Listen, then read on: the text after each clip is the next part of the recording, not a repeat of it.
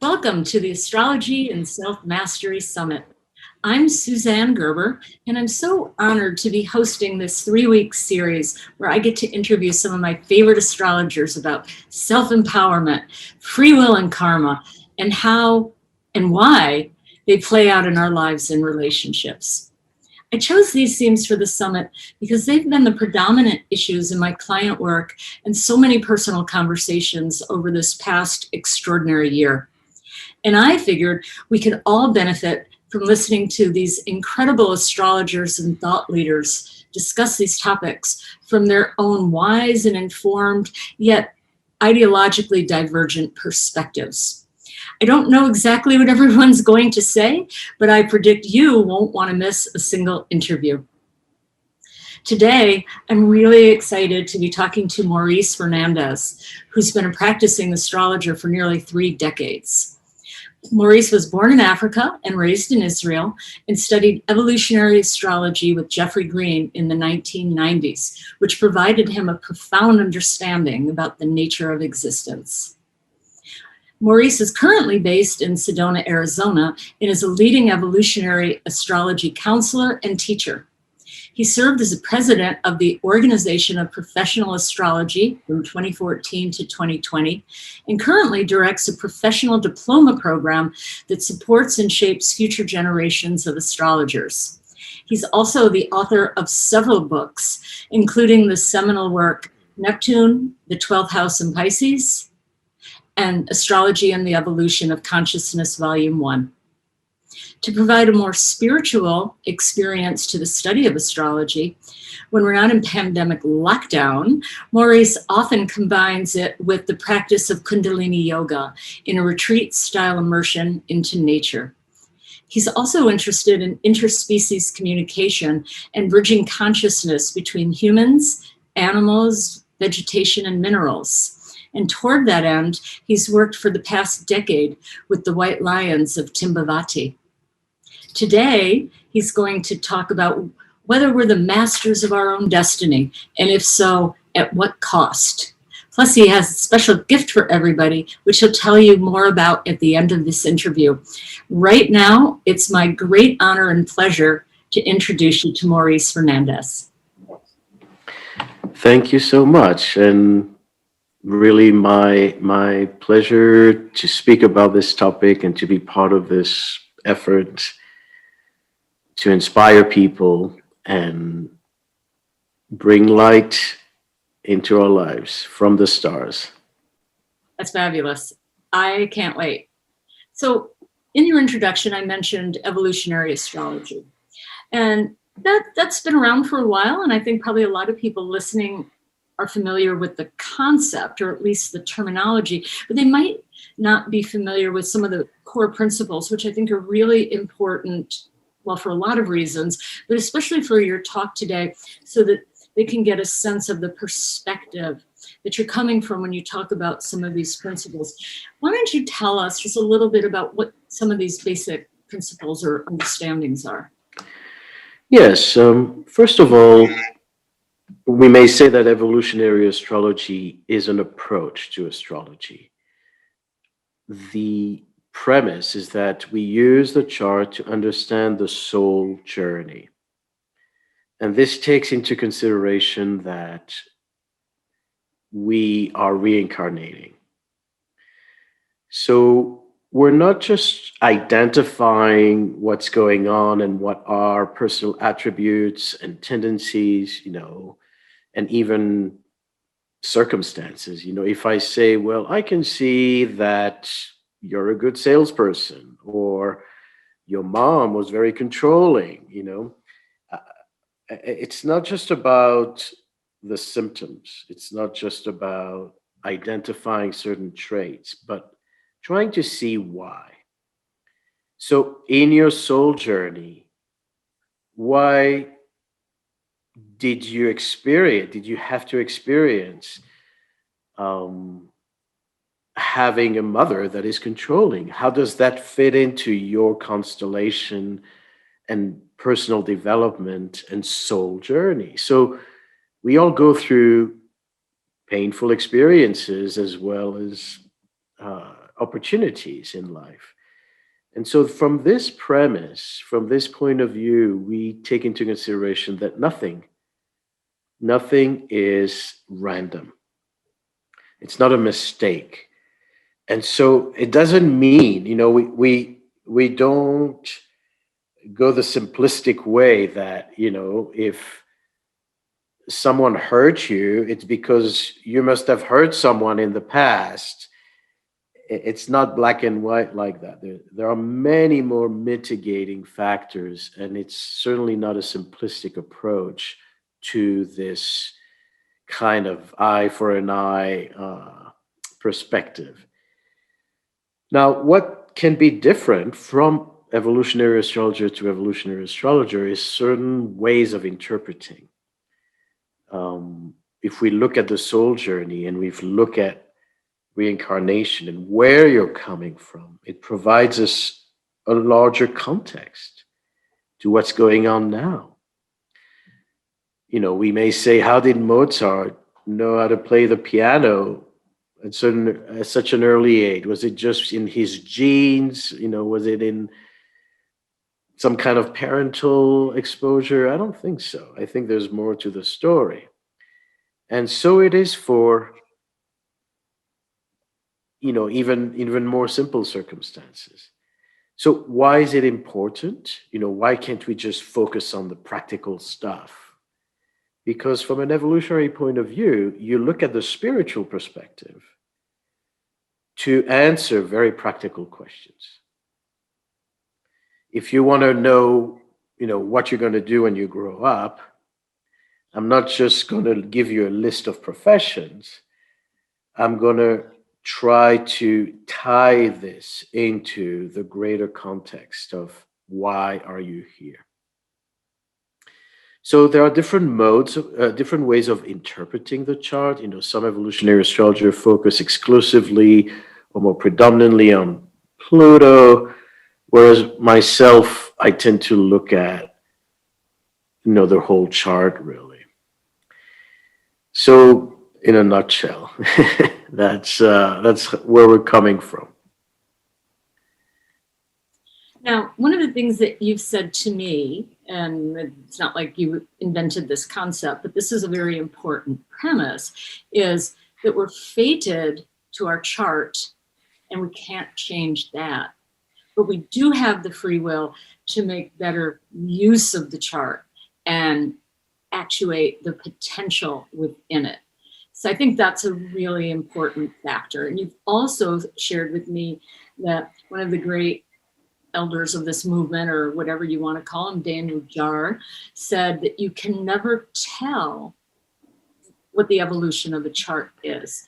And so that makes sense, but that also almost seems paradoxical, right? If we're looking at the chart and we're talking about the evolution of the soul, help me understand, how do you even begin to approach it, you specifically?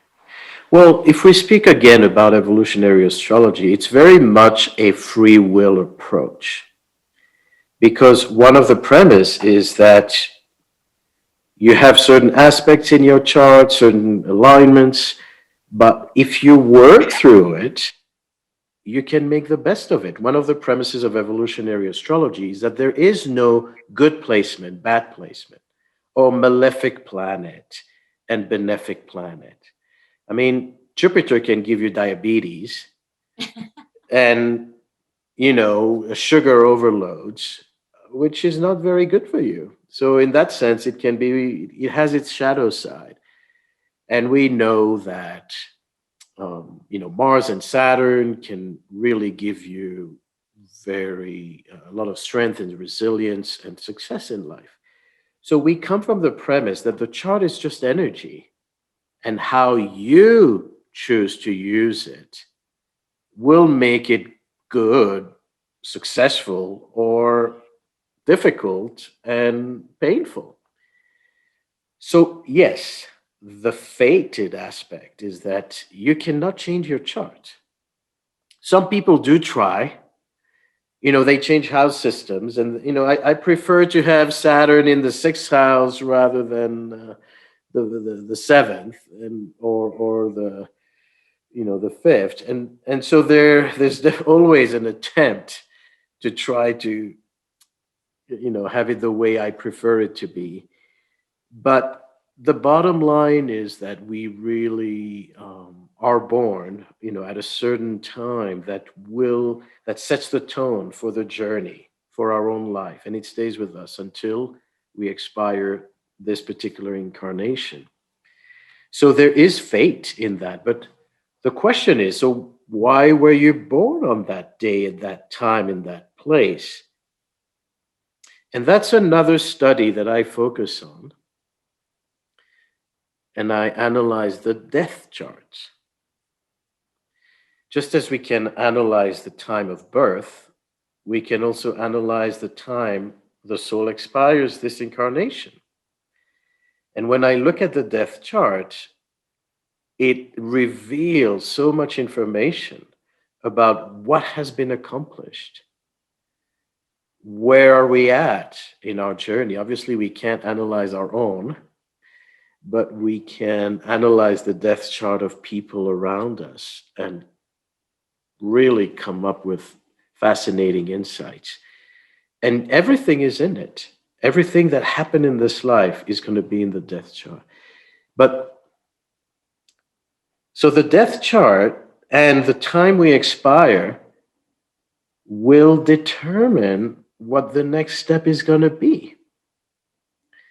So in some ways, we can say, yes, we do have a choice about our next birth time, because it immediately has to do with how we exited this lifetime.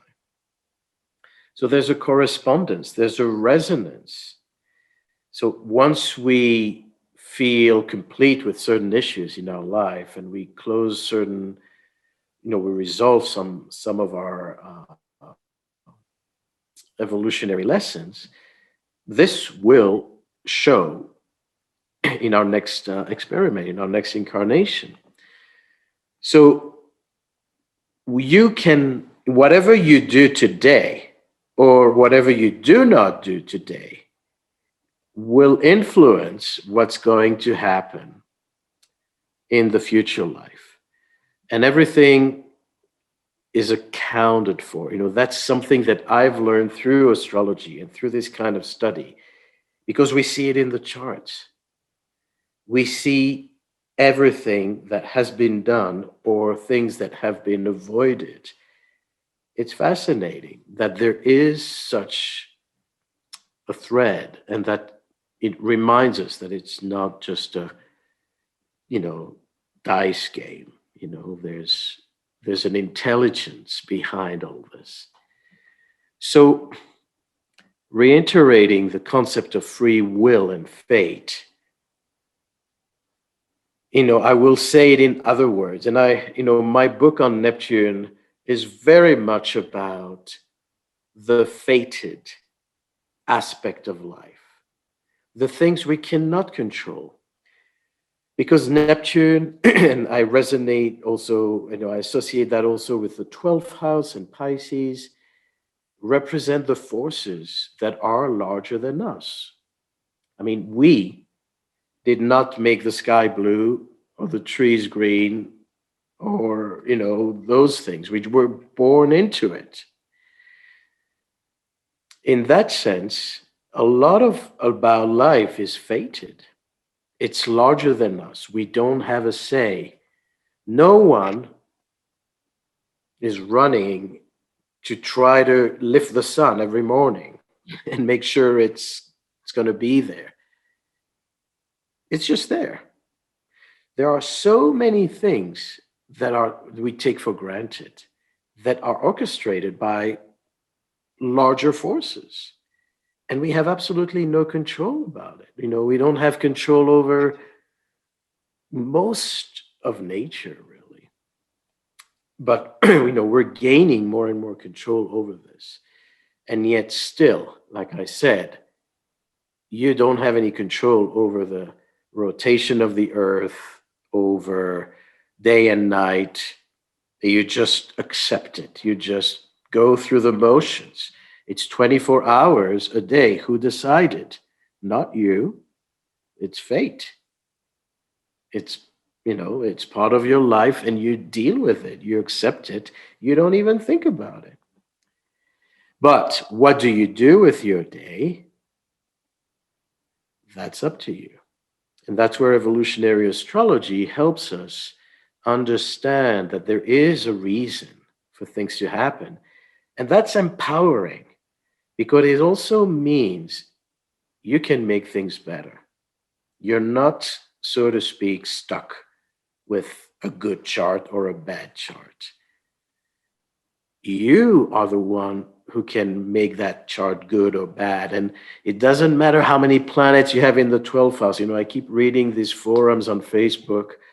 Oh, I have the sun and the moon in the 12th house. I don't have a life. I'm going to be miserable and all my relationships are a disaster. And I'm afraid, that is very disempowering. And it's not true. It's not true that you are fated to a miserable life. There's one thing we are all fated to. I talked about the sun rotation and day and night, and there's no way we can change that, at least not yet.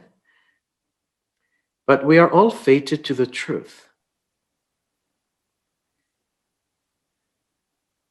We can try to change the truth. We can try to manipulate the truth. We can try to delude ourselves, whatever, we try to. But the bottom line is that the truth is the only constant that is beyond time, beyond space, beyond chart. That's what I named the book. The subtitle of the book is The Timelessness of Truth. And that is what governs us ultimately, what we respond to. The ultimate reference to anything in our lives goes back to, is it true? Well, can I just jump in and ask, is this an overarching truth for all of us, or are there 7.5 billion truths? Mm-hmm. It is, there are two levels of experience. There is a relative truth, and may say, a Libra, everybody's going to look at one object in a room, and the Libra will experience it in one way, the Scorpio will experience it in another way. Everyone will have their own personal bias. And it's going to be true to them, right? So in that sense, truth can be very relative. But there is an overarching truth that is beyond our separation, that is beyond individuality. And that's what I said, it's beyond time. And it's beyond space. It's not conditioned by culture. It's not conditioned whether you're in the Middle Age or, in modern time. For example, happiness is something universal. You may experience happiness by being on a beach and having a good time, and someone else will experience happiness, by playing games, whatever it is. But still, the concept of happiness and the fact that we're all yearning for it is beyond us. It's beyond manipulation. It's beyond individuality. Love is another one of those. Through time, you can go back to whatever time. You can even go back to nature and other species. Love is something that transcends time, transcends space, that is part of that all-encompassing or ever-arching truth. So what is this overreaching truth? It's something we cannot completely fathom. We can't completely understand it. But that's what constantly drives us. If I speak about evolution and I say, well, you can make your chart more joyful, you can experience your chart in a more positive way. According to what? According to whom? What does that mean? Where am I evolving? Am I evolving to be a wealthier man? Am I evolving to be, more accomplished in my career? How do I actually measure my evolution? And of course, it has to do with our consciousness. The more we evolve, the more we expand our consciousness. So the more conscious we are, hopefully, the better decisions we make in our lives and the less suffering we create. And I say less because it's an ongoing process. We keep refining it and we keep learning new things. And here's another curve and another lesson. But what are we actually learning as we become more aware? We're learning more about the truth. Now, I want to touch on how does this show also astrologically in the chart, right? So I'll share a couple of slides. Yeah, great. I was hoping that we could get into, you said so many very provocative things that I'm jotting them down because I want to come back to them. When you were talking about, you started by using Neptune as the example of the things that we have no control over, the forces beyond our control. You gave wonderful, nature and time cycles. And I feel like part of why you were using that as an example was to say, and then there are things in our life that befall us that also are part of these cycles that we might think, oh, I didn't do this well enough, or, I had bad luck or something like that. But I sense that what you're talking about from the evolutionary perspective is, no, it's not like you failed and it's not like it was an accident. This is all part of something else. And that what we want to do when we look at the chart, which is to say to find another way to examine our lives, right? Because if we didn't have a chart, we'd still have these life experiences. These are really cool. It's a really cool set of tools to use to explore it. So when you look at the chart, I feel like this is where you're going to take us, but I would like to request, sure, how do we look at a chart, actual hands on, and get a sense of, and you also talk about things that happen to us you see in the chart. And I wonder if you're talking about missed opportunities, skipped steps, certain squares, certain configurations that suggest, here's something that wasn't done. So, sure. First, I'm going back to what you said, based on Dane Rudhyar's book, Astrology of Transformation. It's one of his the last books that he wrote. And he spoke about the fact that we can operate on different levels. And that cannot be shown in the chart. This is why twins,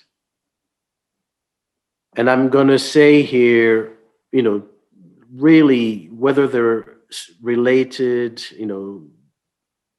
actual brothers and sisters, or what we call astro twins, people who are born the same time, but they're not from the same family, so they have a different genetic makeup. But people who have the same chart will not necessarily have the same life. And, you have these incredible research opportunity when you work with twins, because you're going to see, on the one hand, so many parallels. For example, you have these extraordinary stories where some, twin sisters who were separated at birth given for adoption, and they gave birth on the same day, and they married someone, whose name was Michael, and all kinds of weird synchronicities. But at the same time, one will get sick and the other will not, or even one will die earlier than the other. There are parallels and then there are divergence. And part of it, there are many mitigating factors. There are psychological factors, but there's another factor, and that's the level of consciousness. Twins are not necessarily on the same level of consciousness. One may be more awakened, more evolved than the brother and sister. And again, astro twins, the same thing.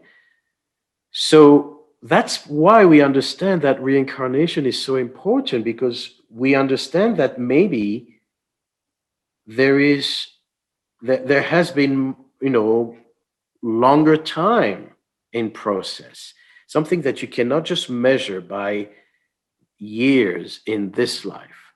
We may be the same age, but we are not necessarily conscious on the same level. You're going to have 8-year-olds that are more conscious than 58-year-olds.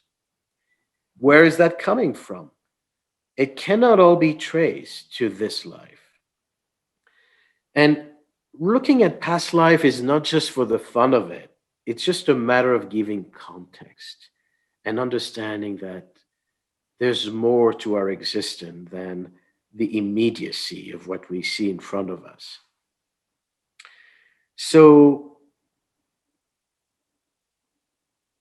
basically what I'm trying to say is that we do have choice. And the question is, again, to me, why do we have choice? Why isn't it all fated? And I just want to show, the slide quickly. Starting from this slide, let me see.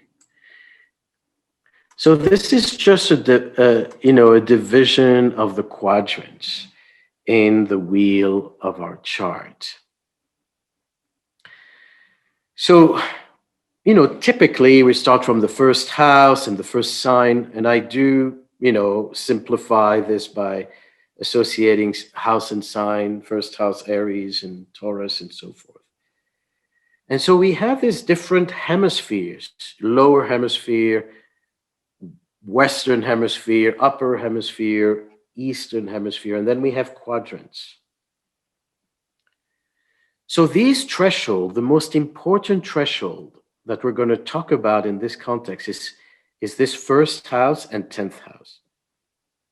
That's where most of the most important themes, according to free will and fate, are determined. What happens, in this threshold, in the Aries first house, is the birth of ourselves. We become me. I. So this is the separation process. This is when the baby pulls away from the womb and starts to be an individual entity. And by definition, this is when this baby will start defying gravity, stand on 2 feet, face the friction of life, face the challenges,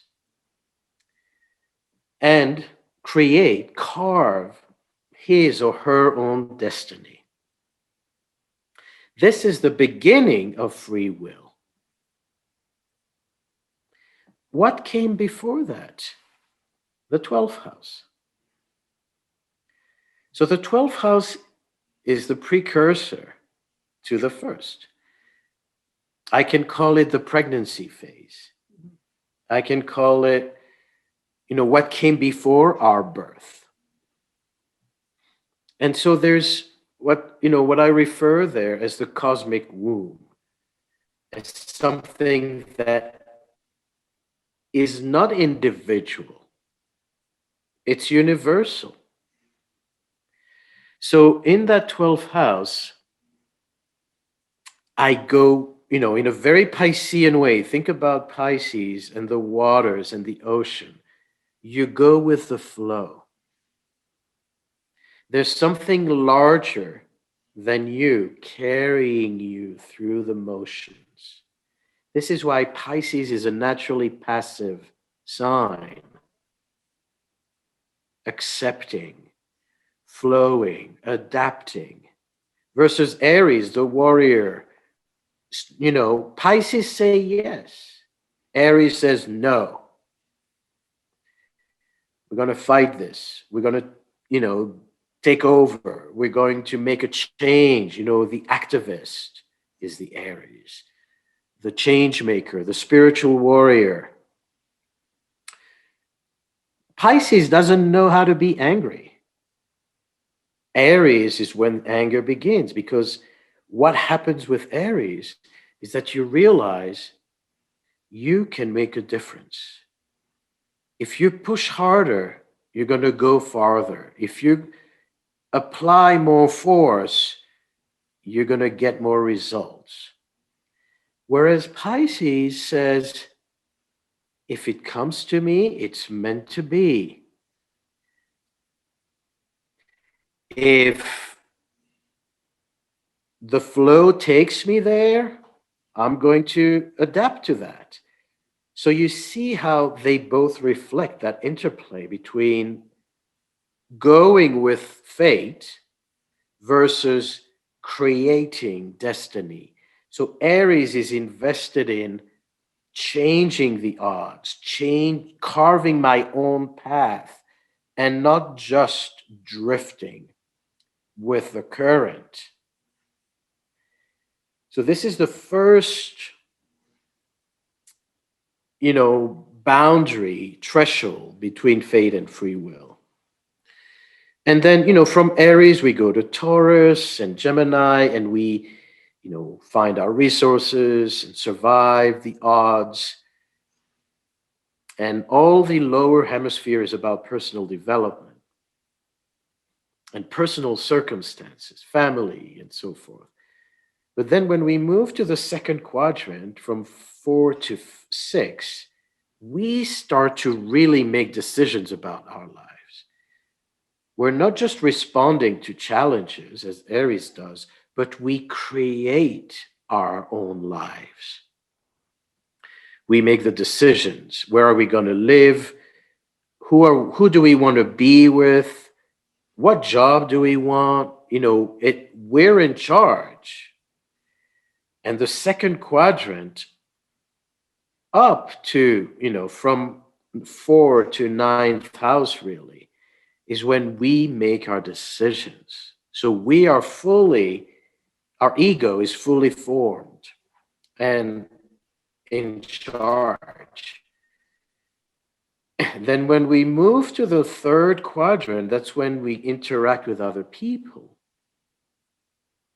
What happens in this quadrant is the quadrant of expansion.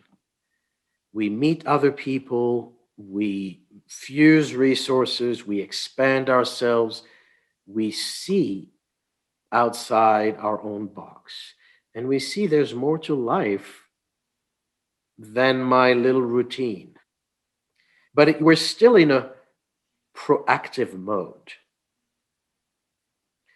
So in a way, if we look at this, we see that that free will starts with the first fire sign, Aries, and it ends with the last fire sign, Sagittarius.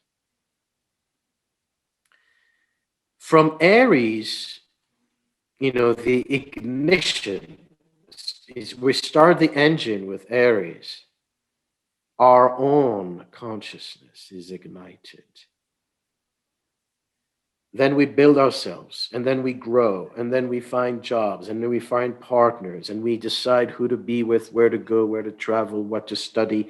And then we reach this Sagittarius maximum. We're at the peak. This is why people love Jupiter so much, because it's the ultimate self-expansion. It's the place where we We reach the higher and the vaster version of ourselves after all the work we've done. So we kind of reap the fruits of our labor and we feel the sky's the limit. There's an expansion mentality and approach. But the last quadrant doesn't have any fire.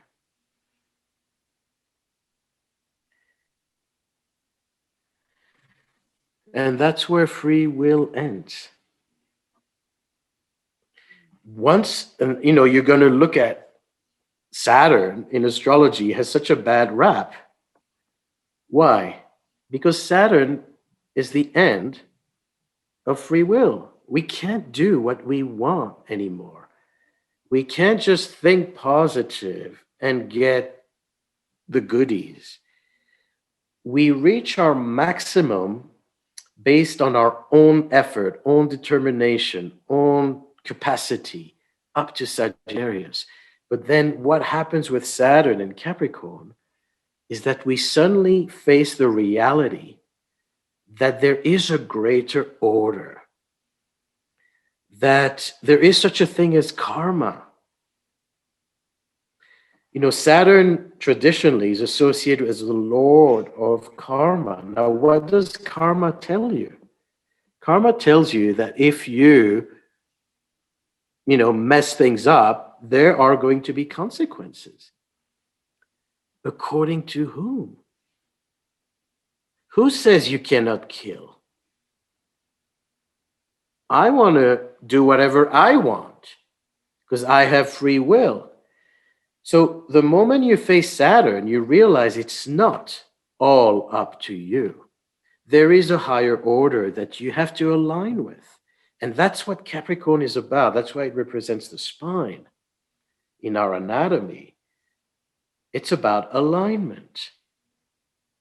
It's about connecting the personal will with a higher order, a higher consciousness.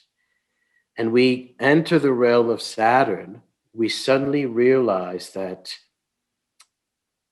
the more we accept that there is a higher reality, a higher order, the more successful we can be with our lives. This is why, ultimately, if we speak of karma, Jupiter creates karma. Because Jupiter takes risks. Jupiter pushes boundaries, says, I want farther, I want more. Now, when you want more, you either end up wealthy or obese. What I'm saying is, you kind of try. Maybe I can eat ice cream all day. That's what I want. But Saturn says, it's not healthy for you. You're gonna destroy your body. And why is that? Because it tells you it's not just about free will. If it was just about free will, you would never have diabetes. You would never have negative consequences. Everything you want would work. So the very fact that there is a feedback mechanism and that some things work, some things make you miserable, and that's what Saturn makes you understand. You feel pain suddenly. Ouch. And that's why it's not pleasant. But what is Saturn just teaching us? It's teaching us that we have to align our own will with a higher will. And then it continues into the 11th house and Aquarius, and finally into Pisces, where everything is coming together, where we realize that indeed we are part of something that we don't even understand. That's why the 12th house in Pisces represent the mystery, the veil, the fact that we can't see it all. And what are the eyes? See, the eyes are sun and moon. So they're very much related to our own ego, but we can and cannot see. So the more realized we are, the more aware we are, the more we can see. But still, if you enter the Neptunian domain, you enter the domain that is beyond you, that is beyond time, that is beyond your country and your identities and what you know. It's the sum of everything. And like I said, it's the fact that we're born into a reality where things are just there. The sky is up there, the stars are up there, and below me is the soil. And this, then that, all the things that we just live by, somebody, something put them there. So that's why, Neptune can be such a challenging experience. And that's why also people have such a hard time with their 12th house sometimes. And you can see, some people will relate it to incarceration and all kinds of really, negative experiences. Because it's not convenient and it's not comfortable not to have control. Who wants to live without any control? It's dangerous. You feel, unsafe. Who wants to be swimming in an ocean all the time? It's too big, it's too vast. You want some firm ground under your feet. You want to know that at 3, you have your astrology conference coming and it's going to happen. And there's some predictable things that will happen. So the predictability gives you some sanity that it's not all just going to surprise me. Does that make sense? It makes a lot of sense. And one of the things I'm wondering if this is kind of not exactly an overlay, more like maybe an underlay of the archetypal meaning of the houses and the flow when we go from 1 to 12.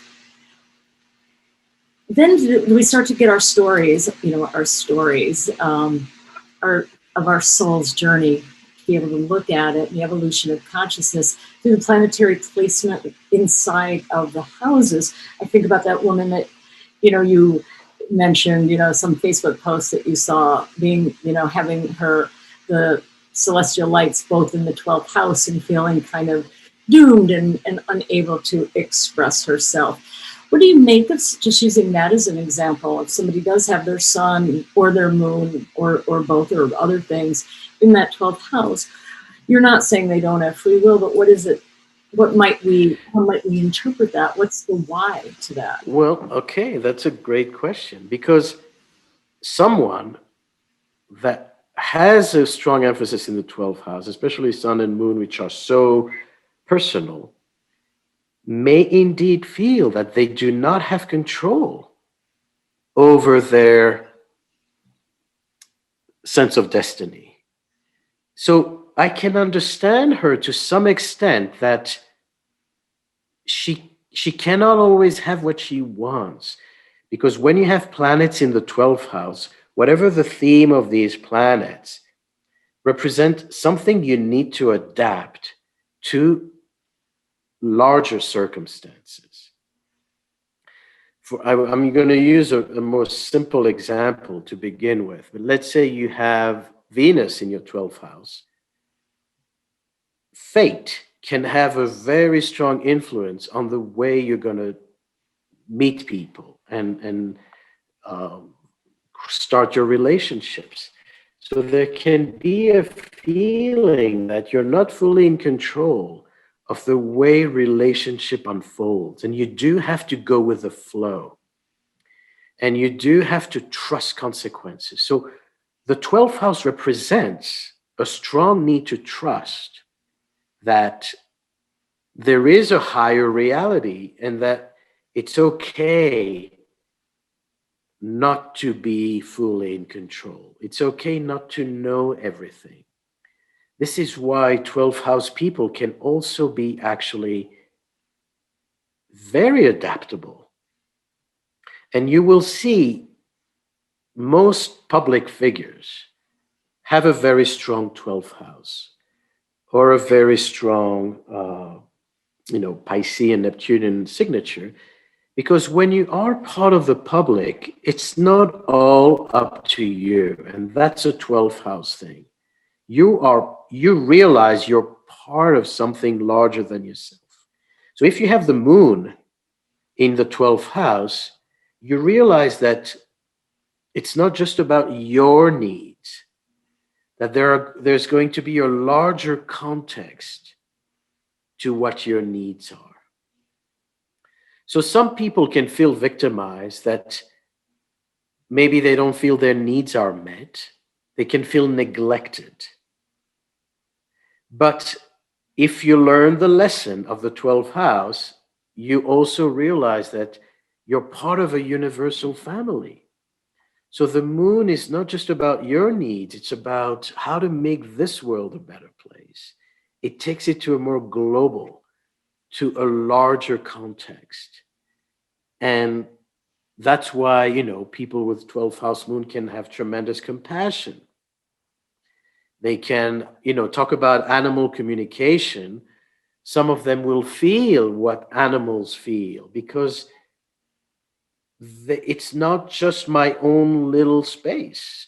It touches on something that is beyond this time, beyond my culture, beyond my skin color. So it's true that it's a challenge. If you have planets in the 12th house, it is a challenge to learn about these things, to flow more with life. And you will see that when that happens, the universe works for you. You will have your needs met. So, in another way to put it is, whatever's in your 12th house, you cannot use force. You cannot push. It is that gentle flow. And that's completely different from having something in the first house, which actually requires that you take charge of it. It's up to you. What's in the first house is up to you. What's in the 12th is not up to you. And it's a different mindset, but that's the fate free will interplay. Now, I just want to go and touch quickly on the mythology of all this. I look at the fire signs, and when we look at the element of fire, remember the story of Prometheus. Fire is the element that is the least accessible to us. We have soil, earth right at our feet. We have air and oxygen all around us.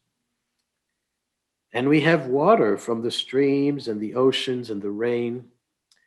But where is fire? The sun, far away. Sometimes lightning strikes that cause fire, but it took the longest time for humans to domesticate fire and to be able to actually create fire, to use fire. And from the mythology, Prometheus wanted to bring fire to humanity because the gods didn't want to. And that was under Zeus, who's Jupiter. Now, before Zeus, who was leading was Kronos, Saturn, his father. Kronos was a Titan. Jupiter was an Olympian god. So there's a whole shift between Saturn and Jupiter. During Jupiter, Zeus' time was the beginning of free will. During Kronos' time, there was an era of peace. Actually, everything was much more peaceful during Saturn dominion. Why is that? Because there was no free will. And when there's no free will, you don't make mistakes. Everything is the truth. Everything, you don't have a choice. So you don't have options. So there are no such thing as mistakes. And that's why everything was in place. Nothing was wrong. Nothing was out of alignment. But then when fire, I'm making some connections here myself because the sequence of all this is a little more complex. But as fire was introduced during Zeus time, and humans were finally able to create heat and, basically use that energy, it gave them autonomy. It gave them mastery of their own life. Because what is fire? Aries, Leo, Sagittarius. It's your will. You're in charge of your will. You want, you do. Without fire, you drift with the flow. So Jupiter and Saturn are also the gates of that free will and fate interplay. Does that make sense? It does. And again, I want to bring it back to, so when we're looking at a chart, what do we learn? What do we say about that? What does their placement in different signs, in different houses, and their relationship with other planets? Well, wherever you have your Jupiter, yeah, you have to grow. You're a master of your own destiny there.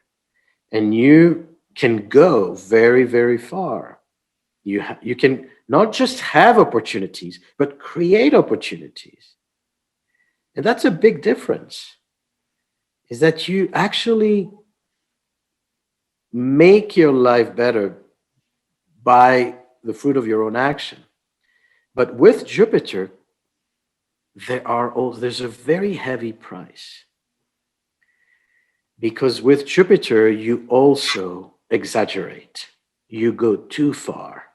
You push the gas pedal too much and you end up off road. So Jupiter, as much as it gives that sense of elation and optimism, it also takes you to the hospital. It also leads to overdoses. It also leads to overweight, over. And what you basically realize that you're causing damage. But I will say, from a greater scheme of thing point of view, necessarily so.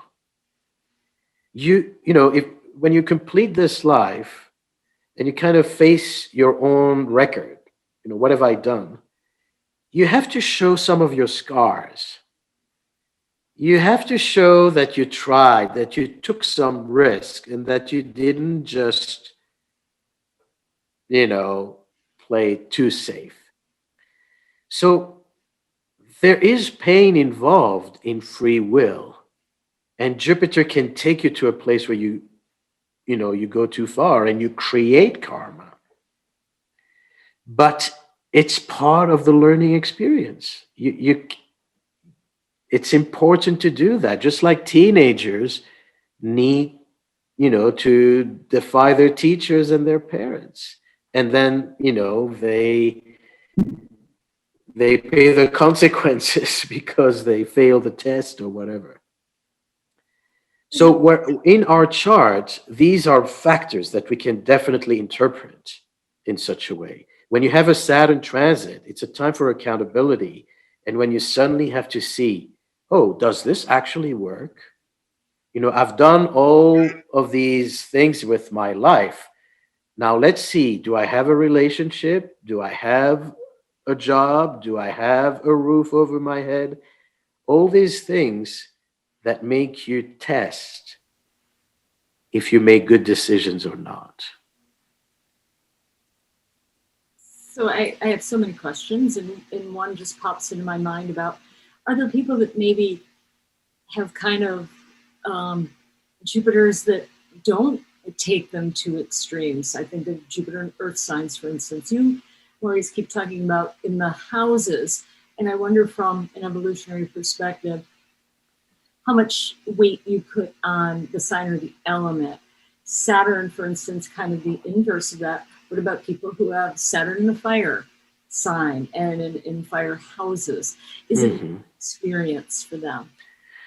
I mean, we definitely start to get into the more specific. I was talking more on an archetypal point of view. But I don't think that Jupiter in Earth sign is necessarily going to, it's just going to divert that expansion to Earth matters. I mean, Jupiter in Virgo are workaholics. They like to work a lot, and they are going to take on a lot of duties. And Saturn, Jupiter in Capricorn is very ambitious. They want to climb to the top, and they can get all the degrees and they can educate themselves. But it's true that someone who's going to have Jupiter in the last three signs, Capricorn, Aquarius, and Pisces, is going to be a more reflective Jupiter. Because right there, the free will and fate are already fused in that symbol. So people, for example, with Jupiter in Pisces, and we're going to have that soon in this coming year, then next year in April 22, Jupiter is going to conjunct Neptune in Pisces. What usually happens when Jupiter is in Pisces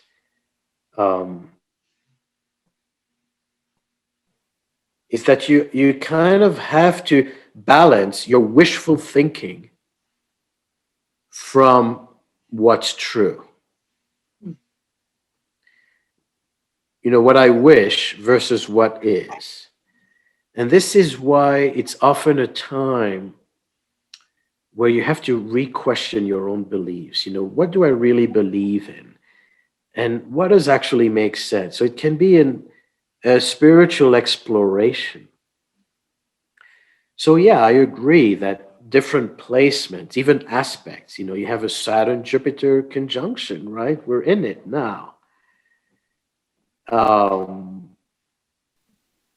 And you're going to have these different configurations that will confront our free will with fate. Because ultimately, look at the chart. We need both. We work through both. So it's not, we can't say, well, today I'm going to leave that part of my chart and tomorrow I'm going to leave the other. Everything's simultaneous. And before you leave this screen, when you talked about the fate quadrant, we talked about the 12th house. But the 10th and the 11th are also in the fate zone. But I don't think most people think of those necessarily as more influenced by fate than free will. Our careers, for instance, how we show up in the world, the groups, the communities that we're part of. How do those areas of life, how are they reflected by fate or fate reflected by them? Yeah, well, when you are out in the world or with community, you are part of a collective. And even if you are a leader, you're still part of a larger collective. So you have to make decisions that are based on a larger context. So people who have strong 10th and 11th houses have to compromise a lot of their personal stuff for a larger cause. This is why you have to be more mature. You have to think of the whole. You don't only think about yourself. Um, and that's when, when you're in the 10th house and you're a leader, you have to put your needs aside because everyone else's needs are prioritized. So it is a place where you have to transcend yourself. You have to be more selfless, more global, more collective. So it doesn't always, it's not always labeled as free will and fate. We don't use these terms in such a way, but we are driven by larger circumstances when these houses are populated. There are larger factors, considerations. I was just having this discussion about with a friend.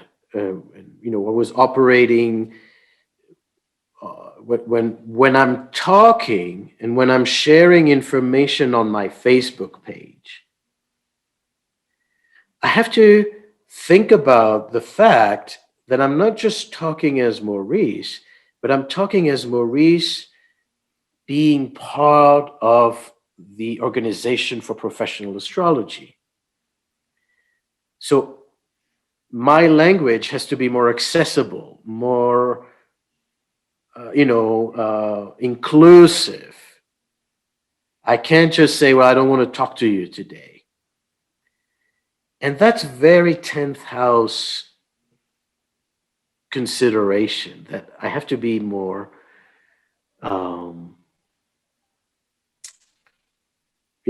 conscious of the role that I'm playing and what I'm representing beyond my own immediate needs.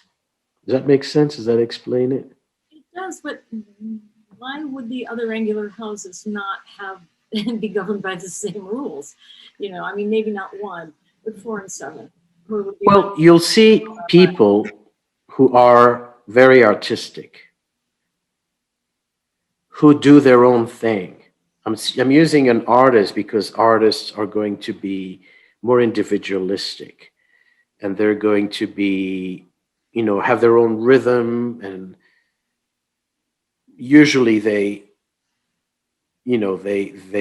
have to connect to themselves and their own drive. And you're going to see these are lower hemisphere emphasis usually, because they are more in their own personal experience. They compromise less.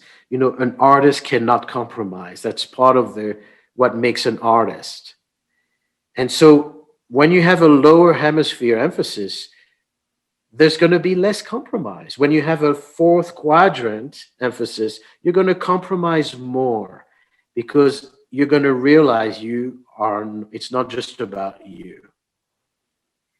So of course, like I said, we live the whole chart. Every one of us has a 4th quadrant.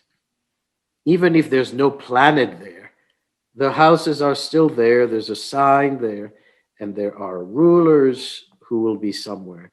So the same way we need a liver and a lung, and we can't function without the 12 signs. What makes a difference between one person and another is the dosage. You have a little bit more of this compared to someone else, but the truth is we're all the 12 signs. So I wouldn't agree that, and I'm saying this is just a comparison, relatively speaking. Someone with a strong 1st quadrant or 2nd quadrant is going to be much less concerned about pleasing, about being appropriate, about being politically correct, about, what the larger vision is. They're going to drive their own car and forge their own way, whatever the cost. And of course, I'm generalizing because you'll always have different planets making an aspect, pushing it a little further left or right. So these are archetypal perspective, They're, each chart has its own story.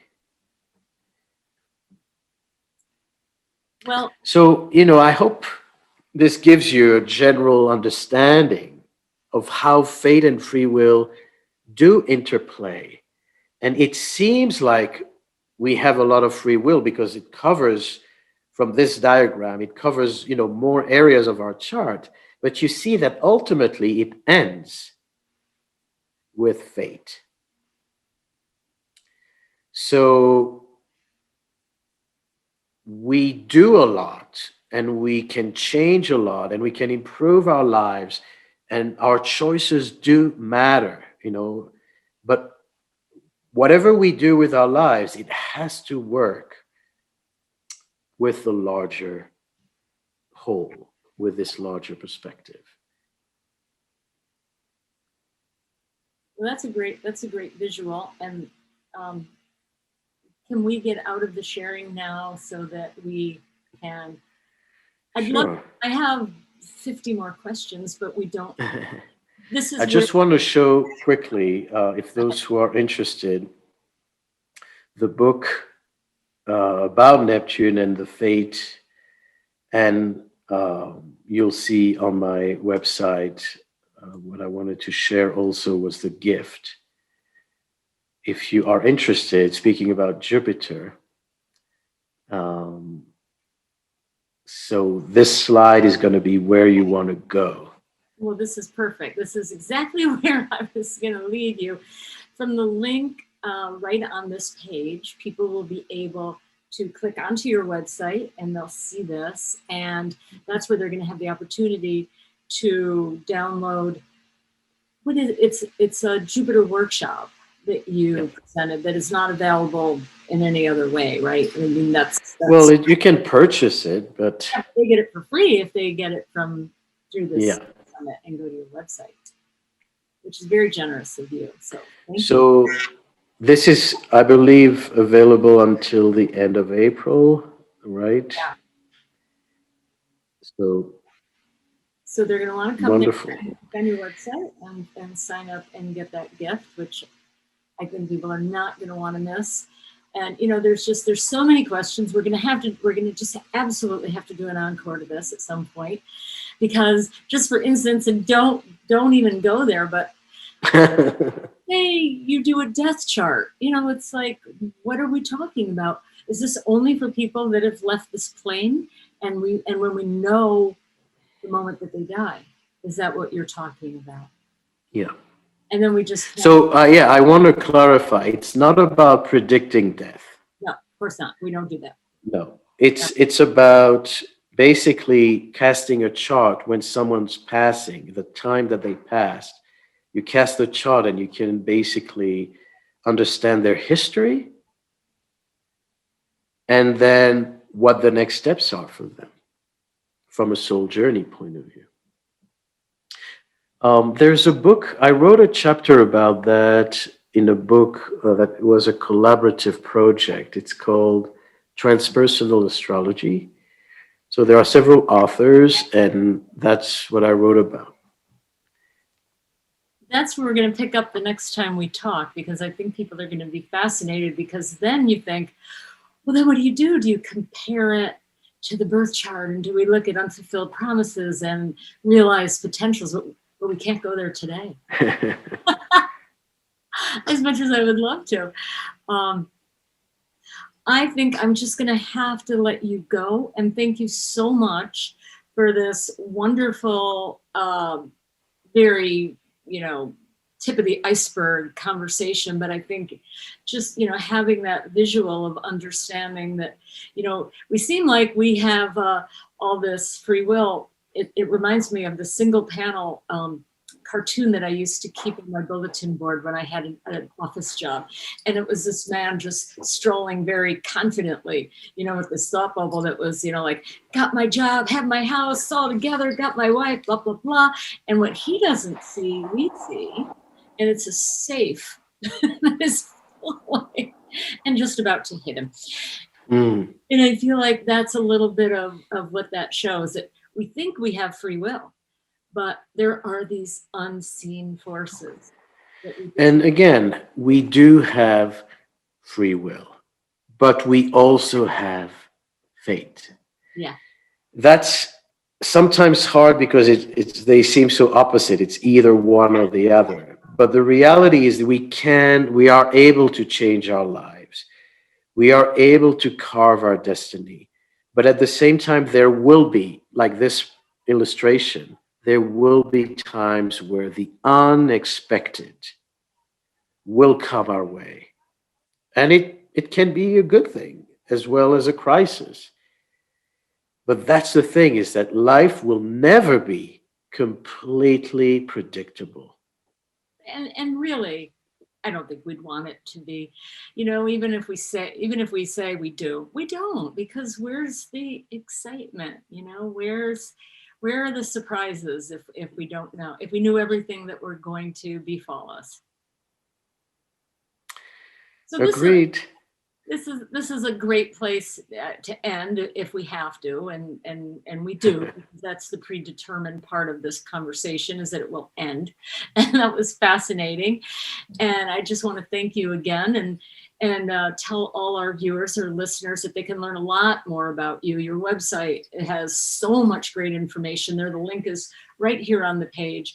They can read things, they can learn more about evolutionary astrology and all the different many things that you offer. So I thank you for your time and for sharing all that with us. Thank you, Suzanne, and all the best with the rest of the program. And I will remind people that they're definitely going to want to listen to all the interviews. We're going to be exploring things like, how do we work with these stated things, and how do we learn if there is such a thing as a soul intent? How do we discover it, and how do we start to come more into alignment with it so that we can use both of those things wisely? So be sure to tune in to the rest of the interviews, and thanks for tuning in, and bye for now.